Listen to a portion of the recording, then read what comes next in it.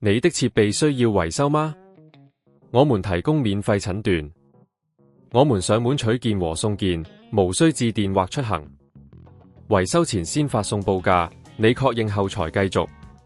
簡單、透明、專業，連結在簡介裏。首先，我哋要確保 ASUS N7400P 嘅電源關掉，然後拔掉所有嘅連接線。接住，我哋可以開始清潔內部。用一支防靜電嘅刷子輕輕清除內部灰塵，特別係風扇和散熱片嘅位置，因為過多灰塵會影響散熱效能，從而影響電腦性能。接下來，我哋可以檢查硬碟同 SSD 嘅健康狀態，可以使用一些免費工具，例如 Crystal Disk Info 查看硬碟嘅健康指標。如果發現異常，建議即刻備份數據，避免數據損失。另外，記得定期更新驅動程式，特別係顯示卡同主板驅動。你可以去 ASUS 官方網站下載最新版本，確保硬件運行最佳狀態。而家，我哋可以討論一下系統優化。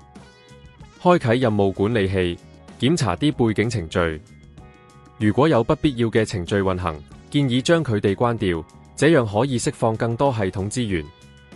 如果你發現自己無法解決某些問題，或者需要更深入嘅維修，歡迎利用我哋提供嘅免費診斷服務。我哋專業團隊可以幫你檢查電腦狀況，並提供維修前報價，讓你清楚了解維修費用。如果需要上門取件服務，我哋亦提供此項服務，方便你無需親自送修。我哋會將電腦安全送返你手上，確保你無後顧之憂。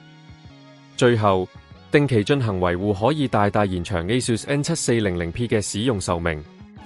透過以上步驟，你可以保持電腦運行流暢，提升使用體驗。記得隨時保持備份，並善用我哋嘅維修服務。你的設備需要維修嗎？